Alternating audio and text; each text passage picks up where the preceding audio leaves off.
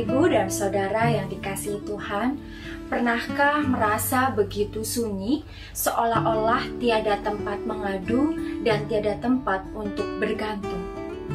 Perasaan ini adalah perasaan yang normal dan sering juga dihadapi oleh banyak orang. Ada beberapa faktor yang dapat menyebabkan seseorang itu merasa begitu sunyi atau begitu sepi. Yang pertama, karena tinggal jauh dari keluarga, bahkan tidak ada lagi keluarga di sisinya. Kalau selama ini misalnya orang tua, ayah atau ibu, atau pasangan menjadi tempat mencurahkan segala persoalan, segala pergumulan, menjadi tempat untuk meminta pertolongan. Namun apabila tinggal berjauhan dan tidak ada lagi mereka di sisi kita, maka kita harus menyelesaikan dan lakukan segala sesuatunya sendiri. Saat itulah kita merasa hidup terlalu sepi karena kehilangan tempat untuk bergantung dan berbagi. Yang kedua adalah karena masalah di dalam penyesuaian diri.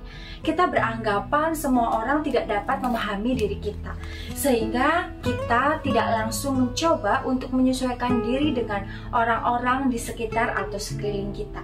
Tindakan ini membuat seseorang itu merasa tersisih dan sepi tanpa teman untuk berbagi. Yesus hadir dalam perjalanan hidup seseorang, sebagaimana yang diceritakan ketika Tuhan Yesus hadir dalam perjalanan murid-murid ketika murid-murid hendak pergi ke Emmaus, yang tercatat di dalam Lukas pasal 24 ayat 13 sampai 35. Dua murid hendak pergi ke kampung yang bernama Emmaus.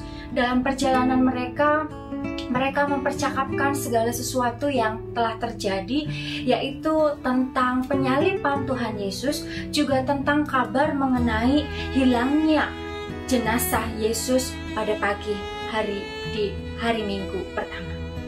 Bapak, Ibu, dan Saudara yang dikasihi Tuhan, Tuhan datang dan menyertai perjalanan umat.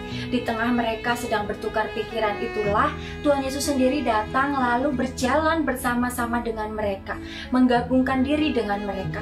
Artinya Tuhan mau ikut serta dan menyertai perjalanan umatnya yang penuh dengan persoalan sehari-hari seperti kabar baik, kabar buruk, kegagalan, kepedihan, keputusasaan, di samping tentunya keberhasilan dan kebaikan.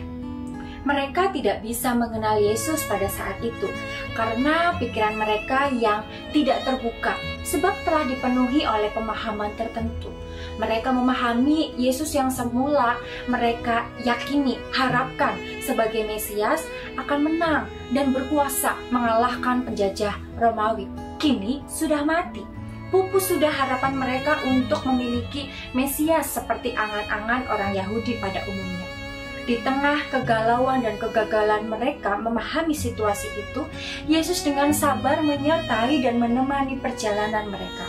Tuhan Yesus bangkit, Tuhan Yesus begitu sabar sekali menemani perjalanan Kleopas dan temannya. Ia sabar menjelaskan tentang karya Mesias yang berbeda dengan pemahaman tentang Mesias yang mereka miliki. Ia juga sabar selama perjalanan menanti mereka sadar penuh bahwa dirinya adalah Yesus, guru mereka. Kesabaran itu terjadi karena kasih-Nya yang besar. Kasih yang begitu besar tidak hanya membuat ia sabar menjalani penderitaan, didera, dihina, serta disakiti di atas kayu salib, tetapi juga sabar menemani perjalanan hidup umatnya dengan berbagai macam persoalan yang dihadapi oleh umat. Oleh karena itu, Bapak, Ibu, dan Saudara yang dikasihi Tuhan, percayalah, kita tidak pernah sendiri dalam menjalani kehidupan yang Tuhan anugerahkan. Yakinilah dan beranilah untuk melanjutkan kehidupan kita. Karena kasih-Nya yang besar, Tuhan senantiasa sabar menemani, mendampingi perjalanan hidup umat-Nya. Tuhan memberkati.